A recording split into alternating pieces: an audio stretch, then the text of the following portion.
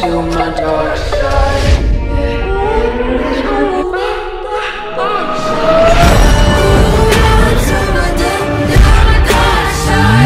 রাত ৩টা। শহরের একেবারে প্রান্তে ১৫ জাহাজ ঘাটের পাশে পরিত্যক্ত কবরখানা। ছায়া আর শীত মিশে আছে বাতাসে, যেখানে মানুষের পা পড়েনি বহু বছর।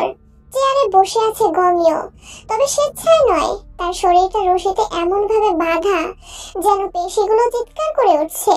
মুখে গোজা জমাট কাপড়, চোখ দুটো ফুঁসে উঠেছে ভয়ে।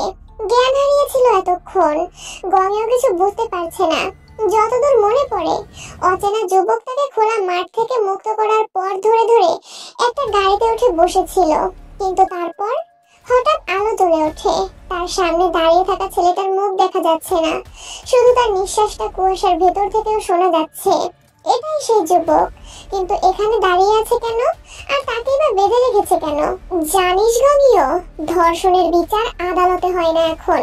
এজন্য আমি নিজেই এক একটা ধর্ষককে নিজের আদালতে শাস্তি দেই। গমিও আটকে উঠল যুবকের কথায়। সামনে দাঁড়িয়ে থাকা লোকটাকে তার সাথে উল্টাপাল্টা কিছু করবে। গমিও কাঁপা কাঁপা গলায় জিজ্ঞেস করে, কে তুমি, আর আমাকে এখানে কেন নিয়ে এসেছো? কোনো উত্তর পেল না গমিও। যুবকটি ঠোঁটে হালকা একটা নির্মম হাসি নিয়ে ধীরে ধীরে ঘরের এক কোণায় এগিয়ে গেল। সেখান থেকে তুলে আনলো একটা পুরনো ধাতব হুক।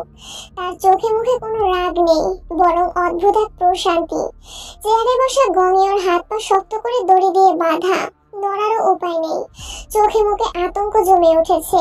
সে জানে কিছু একটা ঘটতে চলেছে, কিন্তু ঠিক কি তা আন্দাজ করতে পারছে না। যুবক নিঃশব্দে তার সামনে হাঁটু গেড়ে বসে পড়ল। তারপর ঠান্ডা মাথায় গমিওর পায়ের নখের নিচে হুকটা ঢুকিয়ে ধীরে ধীরে উল্টো করে তুলতে শুরু করলো। গমিও দম নিয়ে চিৎকার করতে চাইলো, কিন্তু গলা দিয়ে কোনো শব্দ বের হলো না। তার শিরাগুলো ফুলে উঠলো, মুখ বেগুনি ছায়া নিল যন্ত্রণায়। সে যেন হাওয়ায় ঝুলে থাকা এক মৃতপ্রায় দেহ। নড়তে পারছে না, কাঁদতে পারছে না, শুধুই অসহায়। হুকটা একটানে উল্টো করে তুলে নিতে কয়েক ফোঁটা রক্ত গড়িয়ে পড়লো মেঝেতে। যুবক তাকিয়ে রইল, শান্ত, স্তব্ধ, যেন এটাই প্রাপ্য ছিল গমিওর।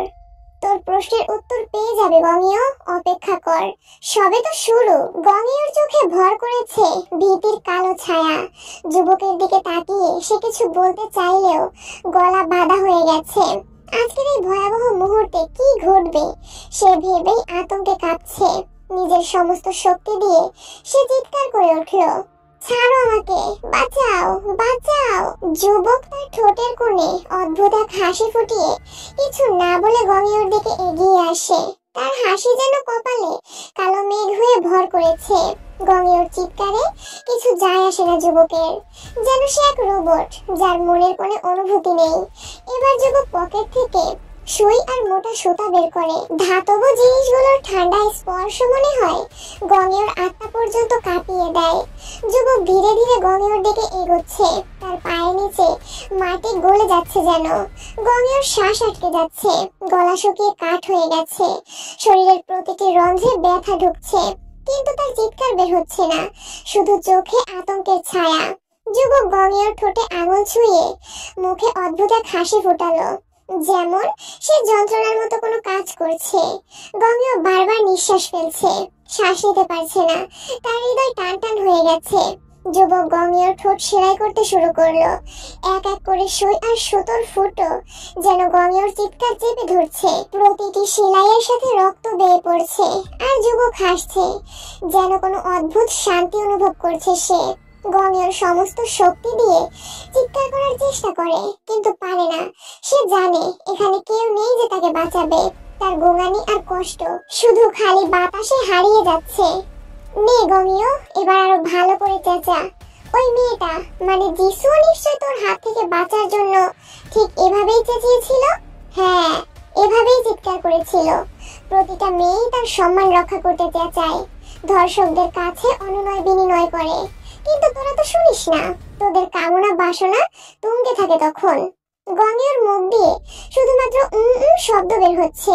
তার কণ্ঠে কোনো শক্তি নেই, যেন সে নিজের যন্ত্রণা সহ্য করতে না পেরে কেবল ভয় ও অবিশ্বাসের মাঝে আটকে গেছে। মরার আগে সে যেন নরক যন্ত্রণা সহ্য করছে, যেন তার আত্মা বের হয়ে যাচ্ছে কিন্তু শরীর রয়ে যাচ্ছে। তার শরীর থেকে প্রতিটি ক্ষণ যন্ত্রণার মতো বেরিয়ে আসছে। যুবক পায়চারি করতে শুরু করে, তার পা মাটি ছিঁড়ে যাচ্ছে যেন। পকেট থেকে লাইটার আর সিগারেট বের করে, সিগারেট ধরায়, ধোয়ার পর ধোঁয়া বের হতে থাকে। অন্ধকারে তার মুখ দেখা যাচ্ছে না, শুধু তার সিলহাউট স্পষ্ট, যেন এক ভয়ঙ্কর দৈত্য। যুবক ধোঁয়া ছাড়তে ছাড়তে ঠান্ডা গলায় বলে, এখনই মরতে চাস গমিও, নাকি এভাবেই থাকতে চাস কয়েক ঘন্টা তোর সমস্ত যন্ত্রণার সাথে? গমিও তার অসহায় অবস্থায় কেবল মাথা নাড়ে, তার চোখে কেবল হতাশা এবং আক্ষেপ। সে নিজেকে এই মুহূর্তে মারতে চাইছে, এই ভয়ানক যন্ত্রণা থেকে মুক্তি চায়। কিন্তু যুবক তার মনে ভয়ঙ্কর কিছু ভাবনায় মগ্ন থাকে, যেন সে গমিওকে আরো টেনেও নিয়ে যেতে চায়।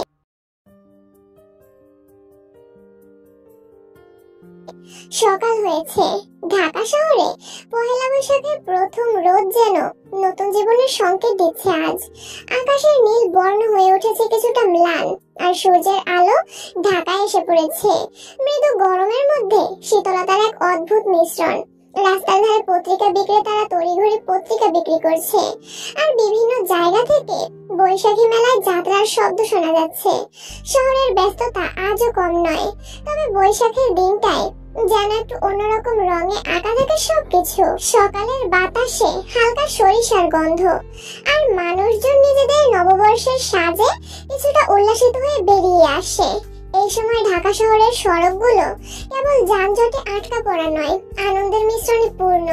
গাছের পাতাগুলো সূর্যের আলো চকচক করছে, আর দূরে কোথাও মিষ্টির দোকানের গন্ধ এসে মনের মধ্যে আনন্দ জাগিয়ে তোলে।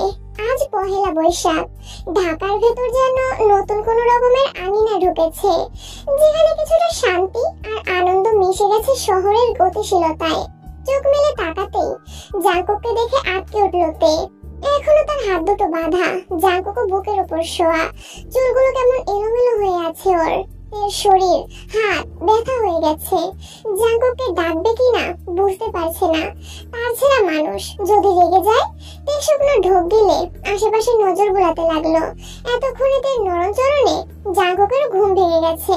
ঘুম ঘুম চোখে তের দিকে তাকিয়ে মুচকি হাসলো সে। তে চুপ করে আছে, হাসবে নাকি হাসবে না তাও বুঝতে পারছে না। গতকাল যা করেছিল সে, তাতে জাঙ্কুক যে কিছু করেনি সেটা ভাবলেও অবাক হয়তে। হয়তো যিশুর ব্যাপারটার জন্য এই ছাড় পেয়েছে তে। Good morning hummingbird. মর্নিং। ঘুম কেমন হয়েছে? জি ভালো। জাঙ্কুক শোয়া থেকে উঠে বসলো, তের হাতের দিকে তাকিয়ে বলল, আর পালাতে চাইবে কখনো? তে ভয়ে শুকনো ঢোক গেলে বলে, না আর হবে না। জাঙ্কুক বিছানা থেকে উঠে ধীরগতিতে ওয়ার্ড্রোবের দিকে এগোলো। তে তার প্রতিটি নড়াচড়ায় চোখ রেখেছিল, কিছুই বলল না, তবে মনে মনে আশা করছিল হাত খুলে দেবে এখন, হয়তো কিছুটা মুক্তি মিলবে। কিন্তু জাঙ্কুক কিছু বলল না, কিছু করলো না। তার হাত না খুলে শুধু এগিয়ে চলল। তে সশব্দে শ্বাস ফেললো, মনে একদম বন্ধ হয়ে আসা অনুভূতি। তাহলে কি সারাদিন এভাবেই পড়ে থাকতে হবে? একে একে সমস্ত আশার কাঠামো ভেঙে পড়লো। জাঙ্কুকের নির্বিকার আচরণে যেন কিছু একটা ছিঁড়ে গেল তের ভিতরে। তার শরীরে এক অজানা অসহ্যতা ভর করলো, যেন সে কোনো বন্দী, কোনো অদৃশ্য শেকলে বাঁধা। তের হৃদয়ে জড়িয়ে থাকা ক্ষোভ, হতাশা আর একাকিত্ব তাকে শ্বাস নিতে দিচ্ছে না। সে অনুভব করছে সময় যেন থেমে গেছে, আর সে এক জায়গায় আটকে গেছে, কোনো পরিণতি না পেয়ে। হওয়ার সুযোগও পাবে না। ফ্রিজে আইসক্রিম রাখা আছে, খেয়ে নিও, আর সুগার থেকে দূরে থাকবে, দূরে। তের দিকে এগোতে এগোতে বলল জাঙ্কুক, কাঁধে তোয়ালে তার। তের বাঁধন খুলে দিচ্ছে। আইসক্রিমের কথা শুনে একটু অবাক হলো তে। এত কিছুর মধ্যেও আইসক্রিম নিয়ে এসেছে লোকটা। ঠিক আছে, একটু থেমে আবারও বলল সে, একটা কথা ছিল। জাঙ্কুক ওয়াশরুমের দিকে যাচ্ছিল, তের কথায় দাঁড়ালো, এগিয়ে এলো বিছানার দিকে। কি? যিশুকে দেখতে চাই একবার, ভিডিও কল করে নাও। দীর্ঘশ্বাস ছাড়লো তে, মাথা নিচু করে নিচু স্বরে বলল, আপনার কি মনে হয় না ওর সাথে দেখা করা উচিত আমার? খুব মনে হয়, কিন্তু শেষে দেখা গেল রাস্তায় বসে আবারও পালিয়ে গেলে তুমি। তখন তখন আমি বউ কোথায় পাবো হামিংবার্ড? আগেই বলেছি, বিয়ে যখন করেছি ভালোবাসি আর না বাসি তোমাকে আমার সাথেই থাকতে হবে, ওকে? জাঙ্কুক কথা বলতে বলতে কোনো অনুমতি না নিয়ে তার গলায় চুমু খেলো। কোনো প্রতিক্রিয়া দেখাতে পারলো না, কেবল বাচ্চাদের মতো চুপচাপ তাকিয়ে থাকলো, যেন সে পুরোপুরি অবশ হয়ে গেছে। জাঙ্কুক নিজের কাজ সেরে সোজা ওয়াশরুমে ঢুকে গেল, দরজা আটকে দিল। এতক্ষণে তার শরীর যেন জমে গেছে, আচ্ছন্ন হয়ে গেছে। বেচারাতে গতকাল কি ভুলটাই না করেছে সেটাই ভাবছে এখন। এর থেকে পালিয়ে বাবার বাড়ি নয় অন্য কোথাও যেতে হবে, নয়তো যতবার পালাবে ততবারই ধরা পড়ে যাবে, সাথে শাস্তিও ভোগ করতে হবে। সোজা হয়ে বসে, বিছানা ছেড়ে উঠে কয়েক পা হাঁটে। শরীর ব্যথা হয়ে গেছে, নিজেকে খাঁচায় বন্দি পাখির থেকেও অসহায় মনে হচ্ছে তের। পালাতে হবে, অনেক দূর চলে যেতে হবে। এমন মানুষের সাথে একসাথে থাকা যায় না, কখনো না। খুব তো গেলে শপিং করতে, কই একটা নতুন পোশাক তো দেখলাম না। ডাইনিং রুমে আসতেই আয়ুর প্রশ্নের সম্মুখীন হতে হলো তেকে। জাঙ্কুক একটু আগেই বেরিয়ে গেছে, তে ফ্রেশ হয়ে নাস্তা করতে এসেছে সবে। জিমিন খাবার পরিবেশন করছে। লিসা খাতুন সুগার সাথে কিসব জায়গা জমি নিয়ে আলোচনা করছেন। অনলাইনে অর্ডার করে নিব, তার সংক্ষিপ্ত উত্তর। খেতে বসেছে সে। নেহাত জাঙ্কুকের আত্মীয় বলে সেদিন চুপ করেছিল তে, কিন্তু জাঙ্কুক যখন বলেছে তার আত্মীয় স্বজনের মন রক্ষা করার কোনো প্রয়োজন নেই তার, তখন থেকেই আয়ুর করা অপমানের জবাব দেওয়ার জন্য মুখিয়ে আছে তে। আয়ুর দৃষ্টিতেই জাঙ্কুকের প্রতি তার অনুভূতি, ভালো লাগা বোঝা যায়। এই কদিনে তেও বেশ বুঝতে পেরেছে সেটা। স্বাদ দিয়ে আর মাছ ঢাকতে হবে না তোমাকে। কি আছে তোমার যা দিয়ে জাঙ্কুকে মুগ্ধ করতে পারো? যেমন ফিগার তেমন সাজগোজ। বোরিং। আয়ুর অসভ্যতায় জিমিনের মেজাজ খারাপ লাগছে। মাঝে মধ্যে ইচ্ছে করে এই মেয়েকে ঠাটিয়ে থাপ্পড় মারতে। তে মুচকি হাসলো। আয়ু অবাক হলো তাতে। সে কি হাসার মতো কিছু বলেছে? উল্টো অপমানে খাওয়া বন্ধ করা উচিত ছিল তের, এটাই মনে হচ্ছে আয়ুর। এই ফিগার আর সাজগোজেই আপনার ভাই ফিদা আমার ওপর। ভাই হয় আপনার? কিভাবে বলি বলুন তো? লোকটা একদম পাগল করে ছাড়ে আমাকে। আয়ুর কপালে ভাঁজ পড়েছে। বোবার মুখে দেখি আজ কথা ফুটেছে। এতদিন তো মিনমিনিয়ে বিড়াল ছিল মেয়েটা। অসভ্য, বয়সে এতটুকু অথচ কি সব ভাষা! আপনিই তো বললেন ফিগার সাজগোজ মুগ্ধ হওয়ার কথা। সেসব যদি অসভ্যতা না হয় তবে আমার কথাও অসভ্যতা হবে না আপু? আয়ু খাওয়া ছেড়ে উঠে গেল। রাগে শরীর জ্বলছে তার। জাঙ্কুকের সামনেই এমন ভালো নাটক করে মেয়েটা, অথচ কি চেটান চেটান কথা তার। কি রে আয়ু, এভাবে হনহনিয়ে যাচ্ছিস কেন? আয়ুকে ওভাবে চলে যেতে দেখে লিসা খাতুন ডাকলেন, কিন্তু আয়ু সোজা নিজের ঘরের দিকে এগোলো। ব্রেকফাস্ট শেষে নিজের ঘরে এসে মায়ের নম্বরে কল দিল তে। বোনের সাথে কথা বলতে হবে। হ্যালো মা, জিসু কেমন আছে? জিসু ঠিক আছে তে, কিন্তু একটা ঘটনা ঘটেছে। তে চিন্তিত স্বরে শোধায়, কি হয়েছে? গমিওকে খুন করা হয়েছে। তে চমকায়, কি? কে করলো? তা তো জানি না। সকাল হতেই স্থানীয় লোকের নজরে আসে বিষয়টা। খুব বাজেভাবে খুন করা হয়েছে তাকে। পায়ের নখ তুলে ফেলা হয়েছে, ঠোঁট সেলাই করা, হাত পা থেতলে দেওয়া। আর আর কি মা? কাপা কাপা গলায় জিজ্ঞেস করলো তে। জিন ভীত কণ্ঠে বললেন, বিষের সঙ্গে সুচ ফুটানো হয়েছে। তে ভয় পায়। জিন বিষয়টা বুঝতে পেরে বলে, ভয় পাস না, কাজটা যেই করুক একদম ঠিক করেছে। পুলিশ বলা বলে করছিল কোনো সিরিয়াল কিলারের কাজ হবে এটা। মা আমি পরে কথা বলবো, বোনের খেয়াল রেখো। তের হাত থেকে ফোনটা ফ্লোরে পড়ে গেল, আর তেও একদম অবচেতন হয়ে বসে পড়লো। তার কপালে বিন্দু বিন্দু ঘামের ফোঁটা জমে উঠেছে, যেন দুশ্চিন্তা আর ভয় একত্রে তাকে গ্রাস করেছে। যে যাই বলো, তে জানে এই সবই জাঙ্কুকের কাজ। গতকাল যেভাবে জাঙ্কুক রেগেছিল, তাতে এসব করা তার জন্য একেবারেই তুচ্ছ ব্যাপার। তের মনের মধ্যে সন্দেহের মেঘ আরো ঘন হয়ে আসে। নিশ্চয়ই সে লোক দিয়ে এসব করিয়েছে, কারণ জাঙ্কুক তো সারা রাত তের সাথেই ছিল। কোথাও তার শরীরের গতিবিধি ছিল না, এক মুহূর্তের জন্য আলাদা হয়নি। ভাবি কি হয়েছে আপনার? এভাবে মেঝেতে বসে আছেন কেন? রুমে ঢুকেই তেকে এমন অবস্থায় বসে থাকতে দেখে থমকে গেল জিমিন। সাধারণত এই ঘরে সে ঢুকতো না কখনো, কিন্তু আজ জাঙ্কুক বাসায় নেই, তাই সংকোচটাও তেমন নেই।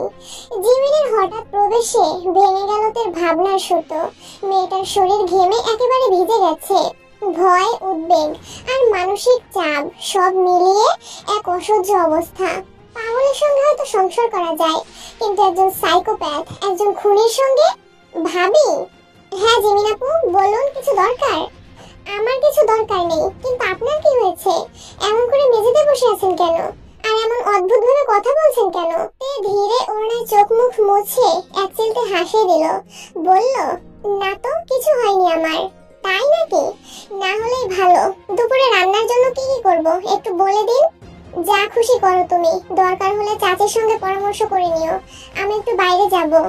মেঝে থেকে উঠে দাঁড়ালো তে। তার চেহারায় স্পষ্ট বিভ্রান্তির ছাপ। জিমিন ঠিকই বুঝে ফেলল তে কিছু একটা হয়েছে তার, এবং সেটা মোটেও ছোটখাটো কিছু নয়।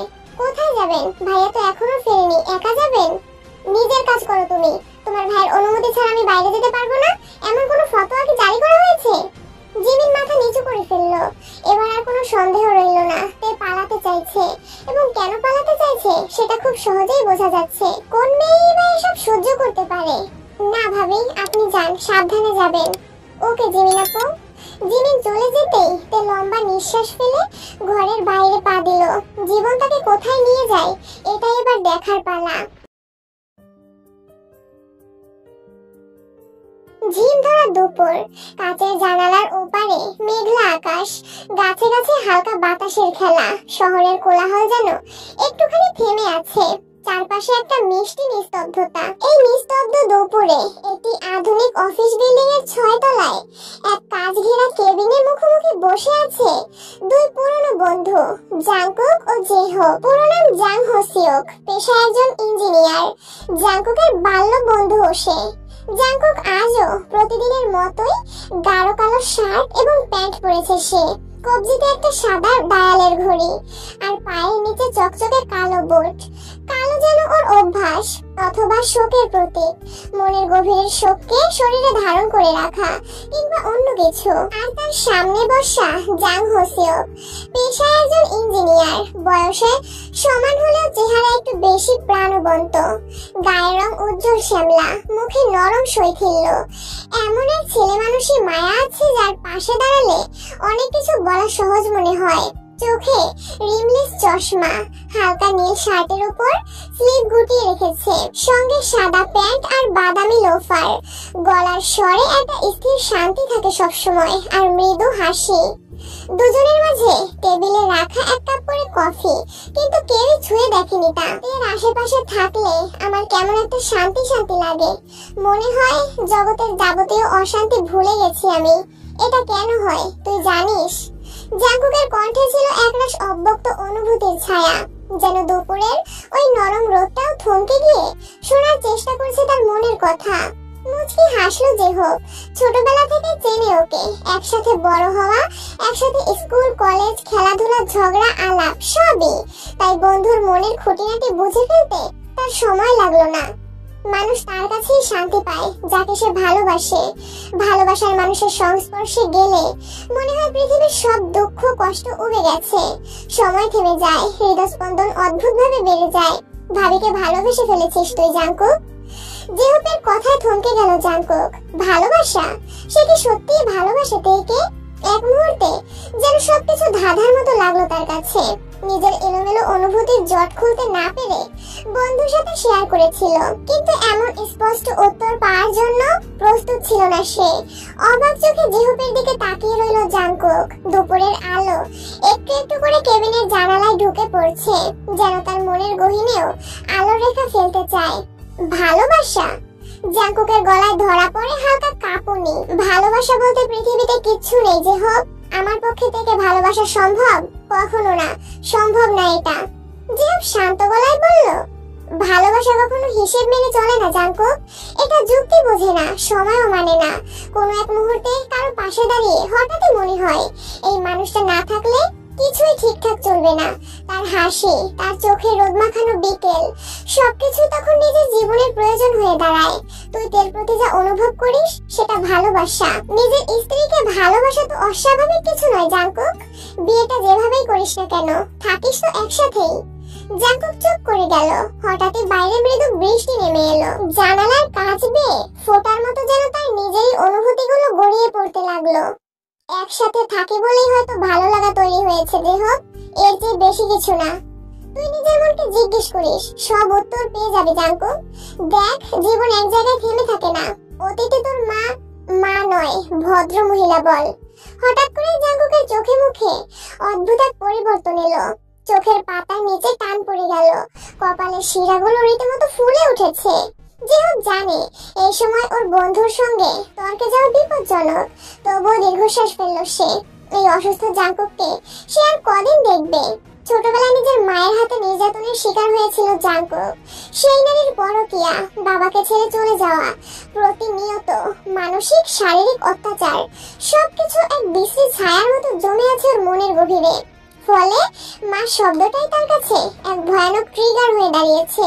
কোনো মমতা নয়, বরং ঘৃণা, তীব্র বিদ্বেষ জড়িয়ে আছে সে শব্দে। সরি জাঙ্কুক, আমি শুধু বলতে চাচ্ছি, তোর জন্মদায়িনী মা খারাপ ছিলেন বলে পৃথিবীর বাকি মেয়েরা, নারীরা খারাপ না। হাতের পাঁচ আঙুল যেমন সমান হয় না, তেমনি পৃথিবীর মানুষগুলোও একরকম না। আমি জানি তুই ভেতরে ভেতরে খুব সেনসিটিভ, কিন্তু সেই সংবেদনশীলতাটাই তো আজ ক্ষতবিক্ষত হয়ে গেছে। তোর চিকিৎসার দরকার জাঙ্কুক, প্লিজ এবার অন্তত একজন সাইকিয়াট্রিস্টের কাছে যা। এভাবে কি তোকে নিয়ে একটা স্বাভাবিক জীবন কাটানোর অধিকার নেই বল?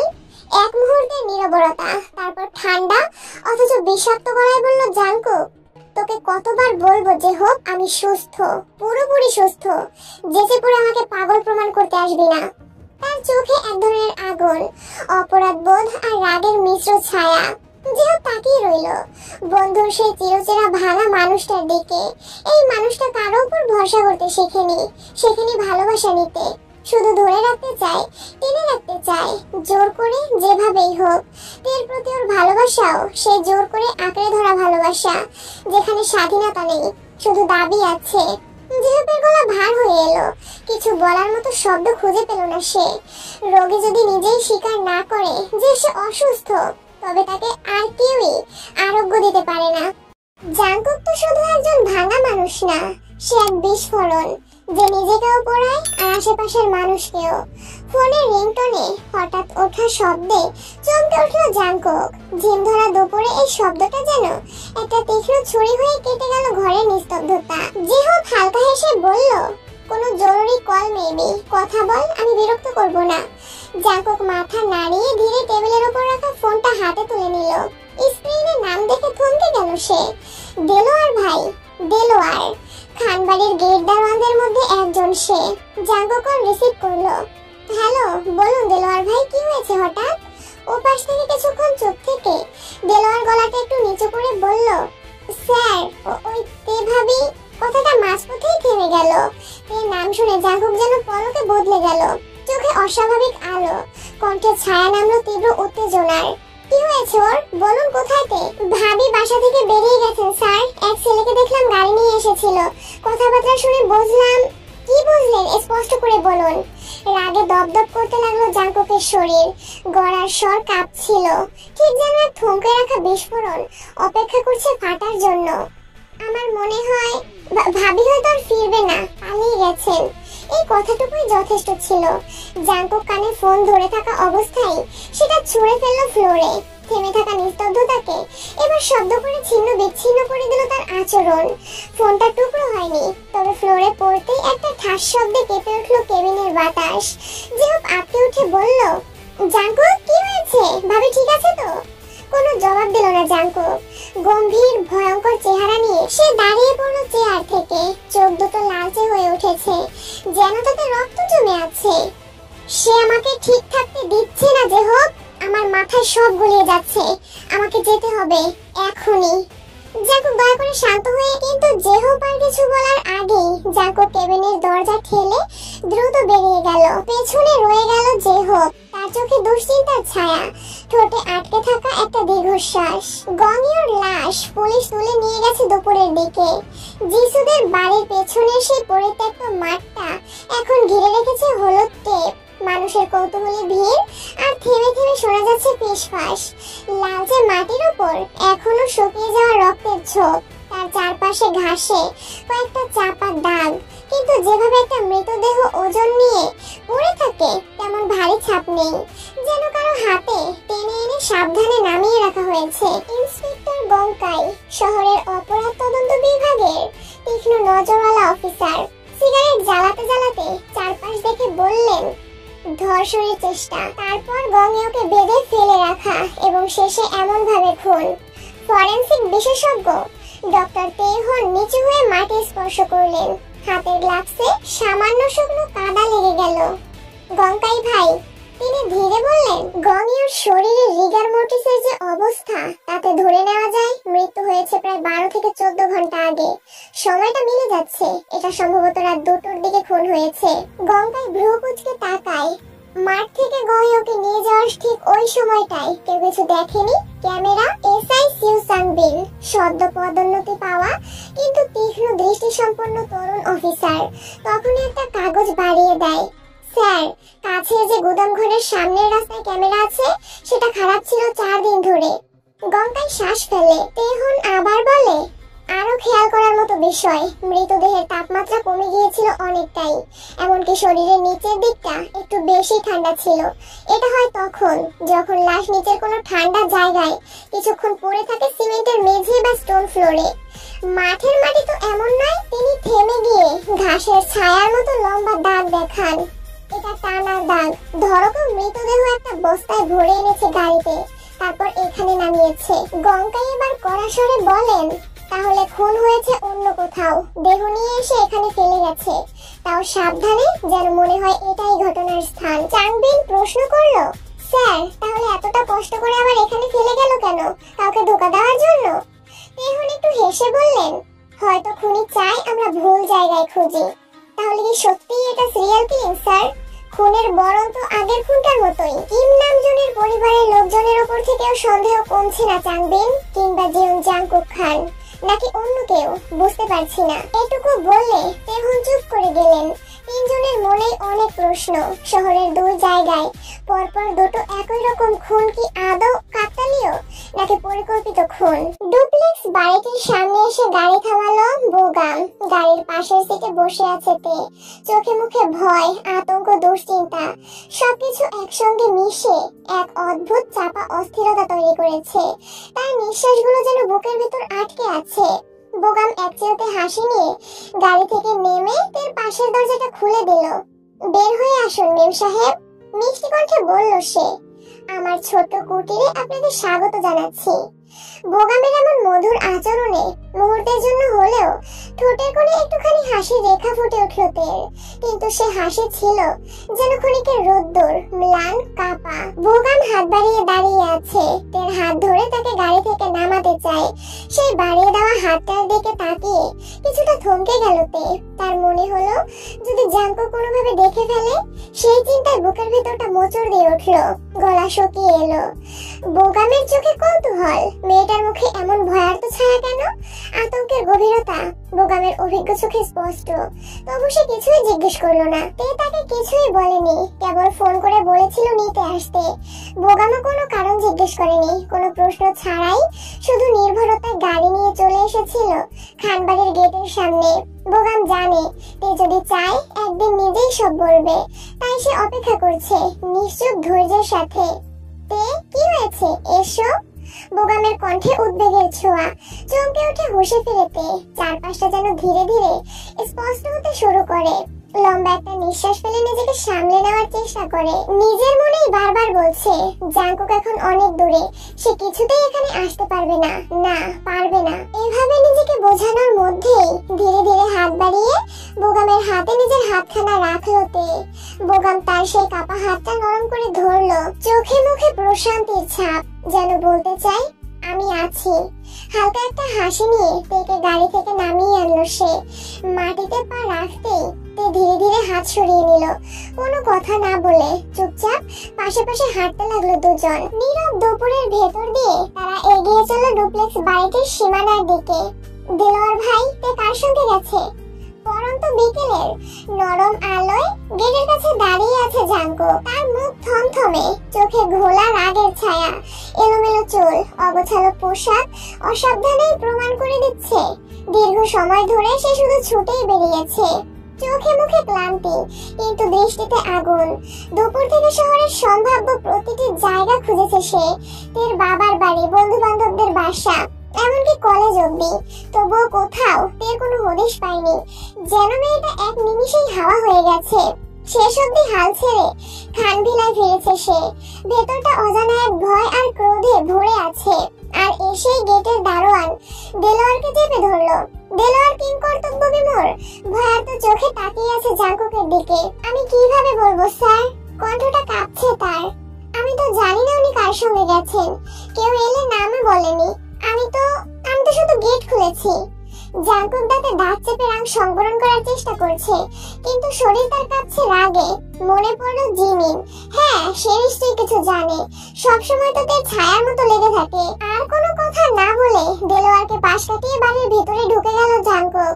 দরজা খোলা ছিল। সুগা সদ্যই ফিরেছে বাসায়। জাঙ্কুককে এমন তেতে উঠে হন্তদন্ত হয়ে ঢুকতে দেখে সুগার চোখে ভীষণ অবাক ভাব। ভাইয়া, কি হয়েছে? Anything wrong? কিন্তু কোনো উত্তর নেই। জাঙ্কুক কেবল কণ্ঠ বজ্র গর্জন এনে চিৎকার করে উঠল, জিমিন, জিমিন, এদিকে আয় ফাস্ট। কেঁপে উঠল সুগা। ভাইয়ের এমন রূপ সে সচরাচর দেখে না।